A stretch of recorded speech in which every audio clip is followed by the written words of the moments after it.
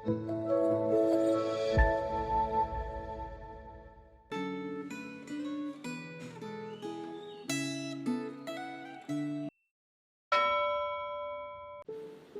Bapak Ibu Saudara yang terkasih di dalam Tuhan. Hari ini kita akan belajar firman Tuhan dengan tema kemakmuran yang membutakan. Sebelum kita merenungkan firman Tuhan, mari kita berdoa. Bapa di dalam surga, kami mengucap syukur kalau kami pada hari ini dapat kembali merenungkan firman-Mu. Kiranya Roh Kudus boleh menolong setiap kami, agar hati kami dapat dilembutkan, dan kami dapat mengerti apa yang ingin Kau sampaikan bagi setiap kami. Terima kasih ya Tuhan, kami siap mendengar firman-Mu. Amin. Firman Tuhan hari ini terambil dari Yeremia 48. Tetapi kita hanya akan membaca dari ayat 7-8, demikian firman Tuhan.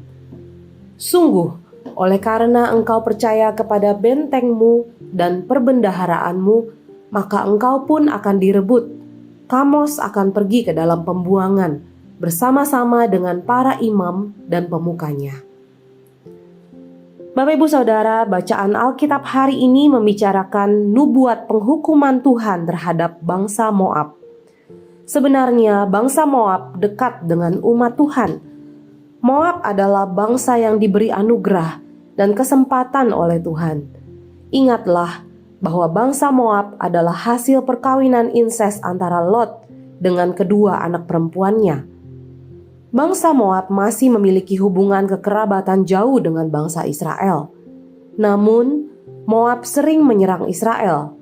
Salah satu kisah paling terkenal adalah kisah saat Balak, raja Moab, meminta Bileam mengutuk orang Israel ketika mereka baru keluar dari tanah Mesir. Sesudah orang Israel menetap di tanah Kanaan, bangsa Moab menyerang dan menguasai mereka.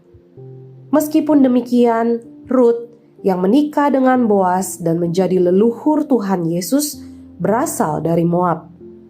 Hal ini merupakan anugerah Tuhan bagi bangsa Moab yang tidak percaya kepadanya. Anugerah Allah yang lain bagi bangsa Moab adalah kemakmuran. Moab adalah bangsa yang kaya. Tidak mengherankan bila Allah berkata bahwa mereka mengandalkan harta benda mereka. Selain itu, letak geografis daerah Moab cukup aman karena letaknya agak terisolasi dan posisinya ditutupi oleh bangsa-bangsa lain. Posisi seperti itu membuat bangsa Moab jarang mengalami ancaman serangan musuh, sehingga kondisi mereka stabil dan aman.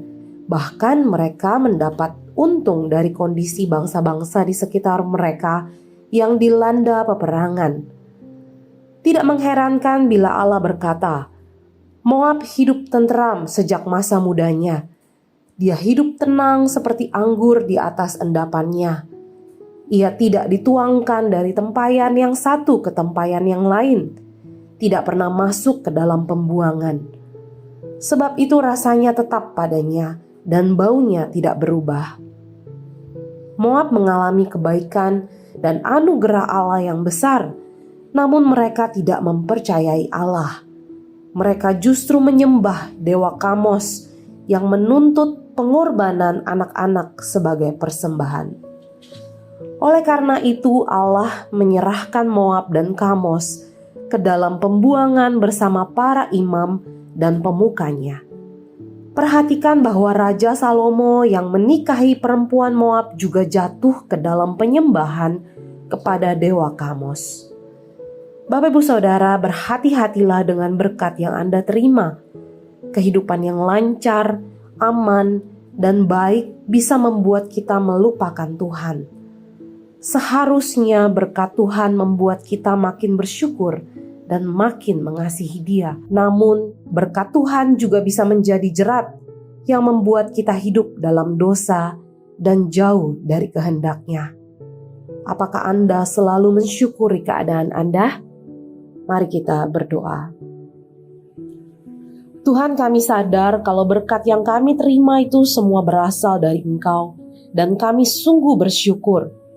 Tetapi kami juga tahu kalau kami adalah manusia berdosa yang terkadang menganggap remeh akan segala berkat yang kami terima.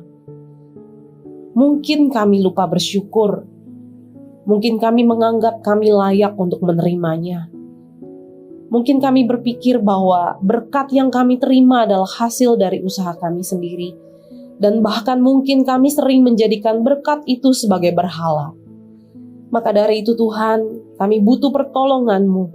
Kiranya Engkau yang boleh senantiasa mengingatkan kami untuk hidup dekat dengan-Mu, senantiasa bersyukur kepada-Mu, dan biarlah melalui berkat yang Engkau curahkan kepada kami juga dapat menjadi saluran berkat bagi orang-orang yang ada di sekitar kami, sehingga mereka juga dapat merasakan kasih-Mu Tuhan.